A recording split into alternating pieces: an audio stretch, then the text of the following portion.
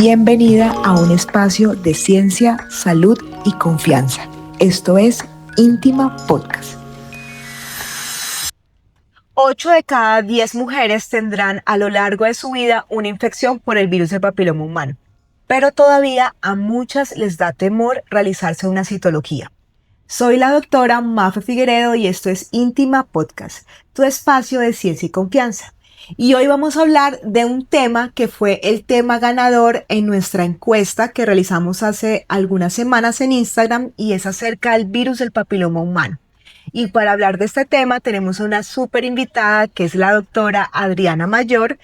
Quiero decirles que tengo un aprecio inmenso por Adri, nos conocemos desde hace algunos años y me parece que es la persona ideal para hablar sobre este tema. Bienvenida Adri, cuéntanos un poco a qué te dedicas y por qué eres la experta en hablar de lo que tiene que ver con el virus del papiloma humano. Hola Mafe, muchas gracias por la invitación, también súper contenta de estar contigo hoy acá. Yo soy ginecóloga oncóloga. La ginecología oncológica es la rama de la ginecología que maneja el cáncer ginecológico, ya sea de cervix, del cuello del útero, el músculo, del endometrio, de los ovarios, las trompas, vulva y vagina. En este caso, ¿por qué nos llega tanto los pacientes con VPH positivo? Porque el cáncer de cervix especialmente es el que más se produce por el virus del papiloma humano. Entonces, normalmente las lesiones preinvasivas que produce el virus del papiloma humano son las que se deben tratar para evitar llegar a la parte invasiva, que es el cáncer, y esa es la razón por la cual nosotros normalmente atacamos o abordamos, mejor dicho, a las pacientes desde ese punto. Adri, digamos que me parece que antes de arrancar con este tema, algo que puede ser un poco obvio, pero que es muy importante para nuestra audiencia es ¿qué es realmente el virus del papiloma humano? Bueno, valga la redundancia, es un virus que es de transmisión sexual. Existen más de 200 genotipos de este virus, en donde aproximadamente 30 son los principales causales del cáncer de cervix. Obviamente, de todos esos genotipos, pues hay muchos que causan otro tipo de tumores, como vulva, vagina, el nombre es el de pene, y a nivel de cabeza y cuello en garganta. Entonces es muy importante que nosotros conozcamos que es un virus que es transmisible, ¿sí? Que normalmente el que transmite es el hombre, es el vector que transmite este virus. En parejas homosexuales también se puede, porque el contacto con la mucosa es el que produce la transmisión. Y es muy importante también conocer que el cáncer de cervix y lo que se produce pues por el virus del papiloma humano son los únicos inmunoprevenibles, porque eso es muy importante que lo sepa todo el mundo, porque tenemos la vacuna, porque tenemos cómo prevenirlo y tenemos cómo hacer tamizaje y controlar y hacer un seguimiento apropiado de estas pacientes. Y mira que cuando hablas del tema del tamizaje está la citología, está la toma del test de VPH, pero ¿por qué crees que todavía hay tanto temor en las mujeres para realizarse una citología? ¿Tiene que ver de pronto con el procedimiento, con el temor al resultado, con desconocimiento? ¿Qué has visto de pronto en tu práctica clínica con las pacientes en general y ese temor de hacerse una citología? Exactamente eso que has dicho son una de las principales causas. Por ejemplo, muchas pacientes simplemente desconocen en qué consiste el procedimiento, ¿sí? Porque no hacen su rutina de sus controles adecuados con ginecología, entonces piensan que es algo muy traumático, que es muy doloroso, y de pronto subestiman mucho el hecho de que si tienes un resultado anormal lo puedes tratar para evitar llegar a una enfermedad mayor. Entonces simplemente como que se relajan, lo evitan y no lo realizan. Y otras pacientes por temor al resultado. Sí me han llegado muchas veces que uno dice, ¿y hace cuánto no te hacen? No, hace mucho tiempo, desde que tuve mi hijo. ¿Y por qué no te lo has hecho? No, pues porque doctora me daba miedo, literalmente. Sí. Entonces sí es súper importante que nosotros les hagamos una educación adecuada a todas las pacientes para que ellas estén tranquilas, para que sepan que un resultado positivo de VPH no es el fin del mundo, que no quiere decir que ya tienes cáncer, que no quiere decir que ya tienes una infección.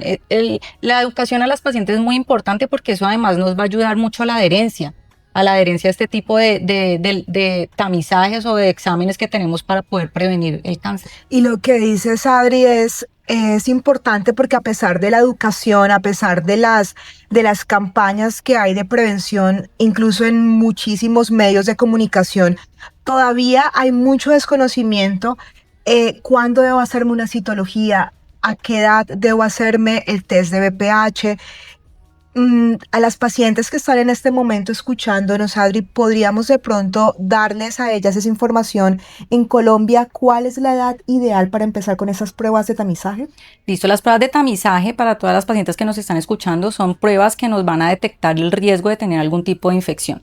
Entonces tenemos la citología, que la citología la empezamos a tomar a partir de los 25 años, y las pruebas del VPH a partir de los 30 años o a partir de los 25 si tienen VIH positivo o tienen alguna inmunosupresión crónica.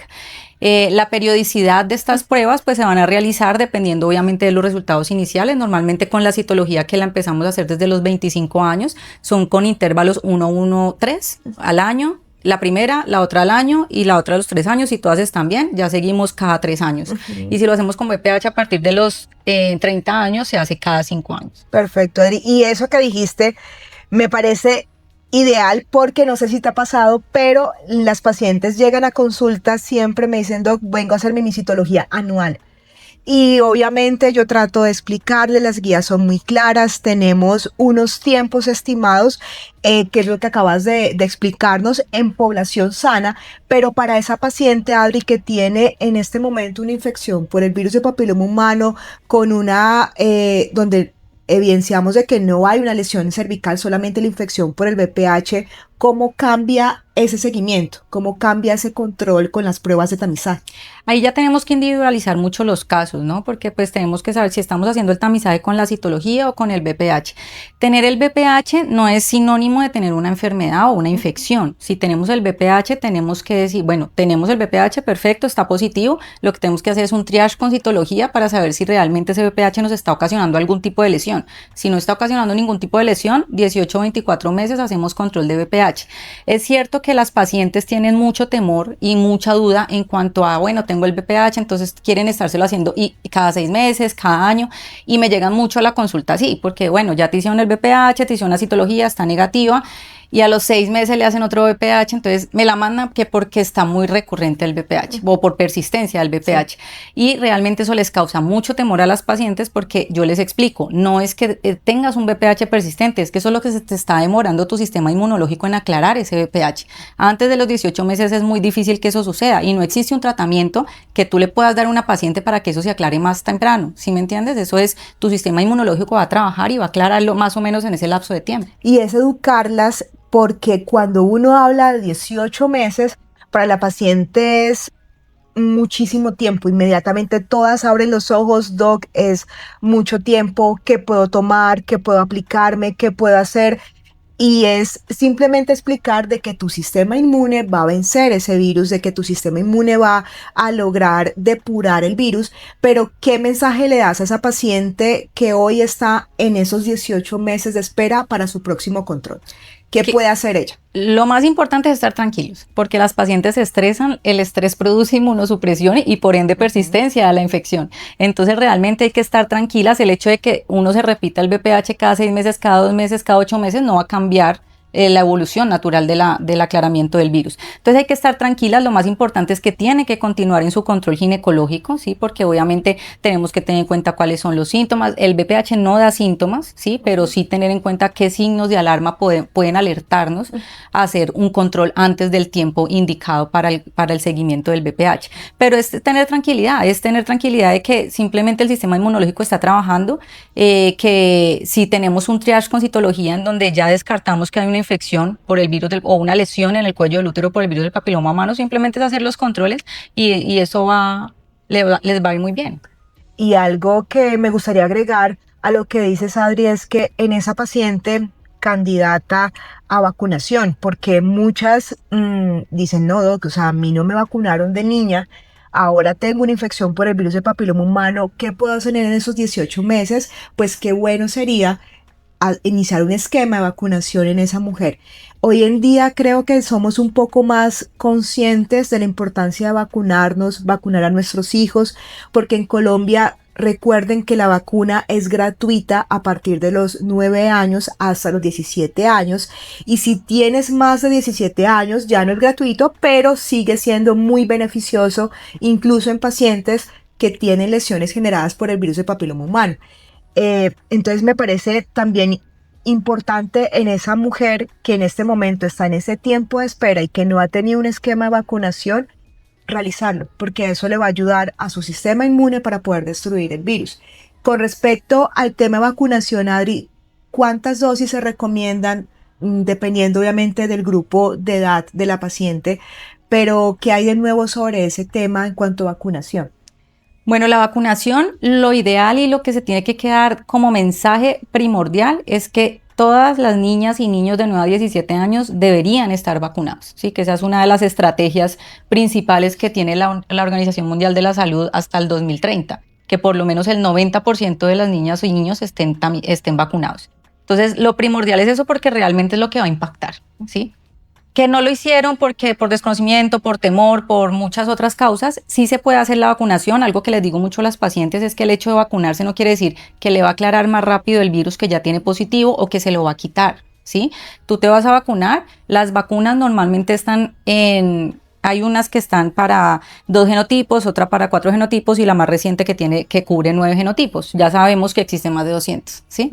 Entonces tenemos que tener en cuenta que no te va a curar el que tú ya tienes, ¿sí? No te va a aclarar más rápido eso, pero sí te va a dar una cobertura de los que esté cubriendo la vacuna, por así decirlo, y que tú no hayas tenido contacto con ellos. Entonces sí puede ocasionar pues un beneficio. Obviamente la vacunación siempre va a ser un plus, pero pues obviamente entre mayor edad en la que te la apliques y más contacto hayas tenido con virus del papiloma humano, pues la eficacia es menor.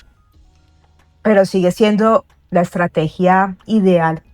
Yo creo que es el único cáncer ginecológico prevenible a través de una vacuna, Dios. Y a veces yo creo que ese es conocimiento. Muchos pacientes incluso no saben a qué edad pueden empezar a vacunar a sus niños. Entonces, educación, todo el tiempo educación en nuestra consulta es primordial. Mi Adri, y hay un segmento que nosotros tenemos en estos episodios y en uno de ellos participan nuestras pacientes enviando preguntas a través de nuestro Instagram para ser respondidas en el episodio. Lamentablemente son muchas preguntas, quisiéramos responderlas todas, pero por cuestiones de tiempo es imposible, pero trajimos 2. La primera pregunta es, si tengo el virus del papiloma humano, ¿mi pareja debe hacerse exámenes? No. Realmente eso también sí es súper común que te pregunten eso en la consulta. En los hombres no está estandarizado la toma de tamizaje para VPH por varias razones. Porque normalmente las parejas de las mujeres que ya vienen con VPH, obviamente pues ya están positivas, ¿sí? Tienen pues mayor riesgo de que tengan positividad para el virus del papiloma humano.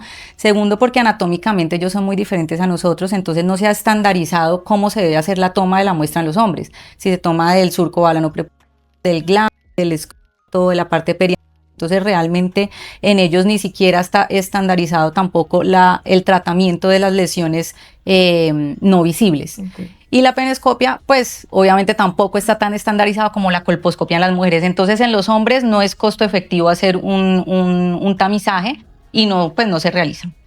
Okay.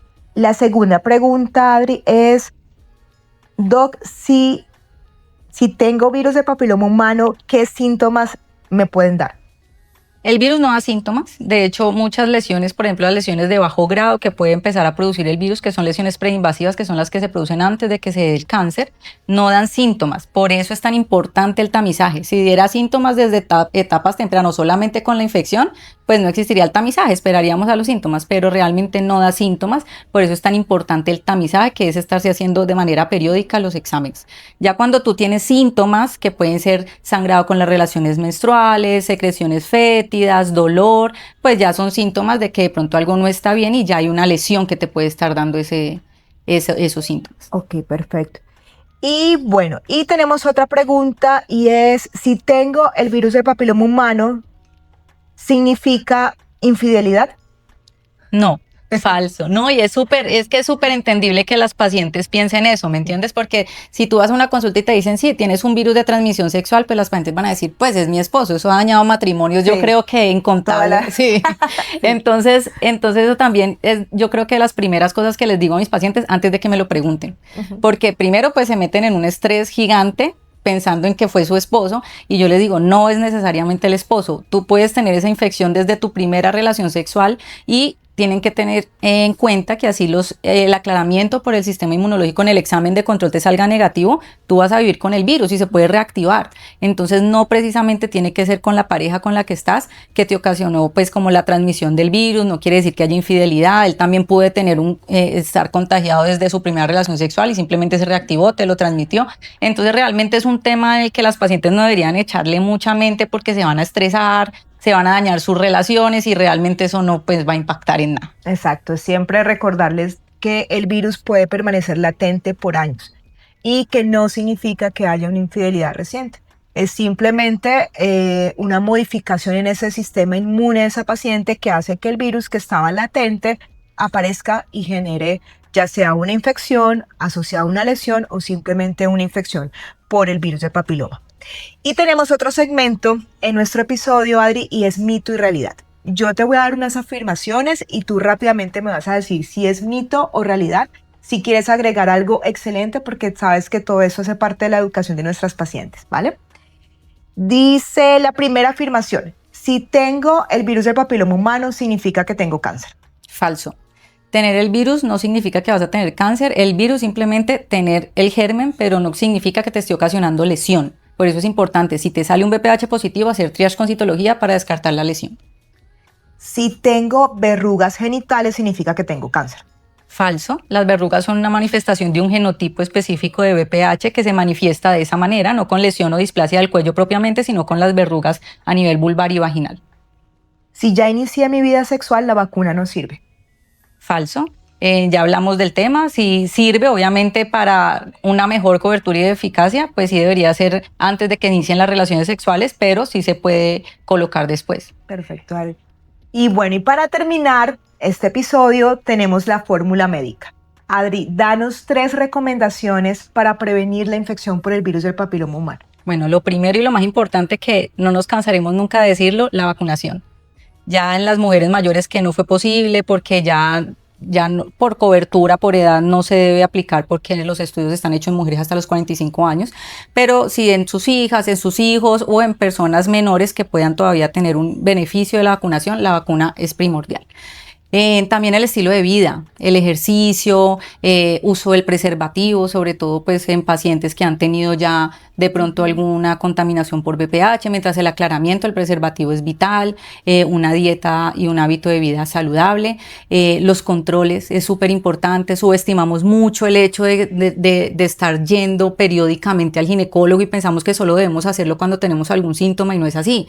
El ginecólogo debe ser nuestro mejor amigo, nosotros tenemos que ir a contarle nuestras penas, a decirles qué nos está pasando, porque las mujeres tenemos muchas cosas, la parte hormonal, la parte cíclica, que ahora el tamizaje, o sea, todo, mama, en patología cervical y el ginecólogo es el mejor amigo, es la única forma que tenemos para poder abarcar todas estas patologías desde antes de que nos ocasionen un daño mayor. Adri, mil gracias por acompañarnos en este segundo episodio de Íntima Podcast. Gracias por tu tiempo, gracias por educarnos. Este es un tema que, a pesar de que se habla todo el tiempo, y lo que te decía ahorita en cuanto a los medios de comunicación, todo el tiempo hablan del virus del papiloma humano, hay todavía desconocimiento, y más que desconocimiento, mucho temor de la paciente cuando afronta este diagnóstico, y la realidad es que es muy sencillo de acompañar a esta paciente en el proceso para que superemos el virus y no lleguemos a etapas más avanzadas, que es lo que obviamente ya tú manejas, y que lo que queremos siempre es llevar a eso, a la prevención. Y a ustedes, mil gracias por escucharnos en este segundo episodio. Recuerden que la información es poder, pero conciencia es tranquilidad. Nos vemos en un segundo episodio. Chao, chao.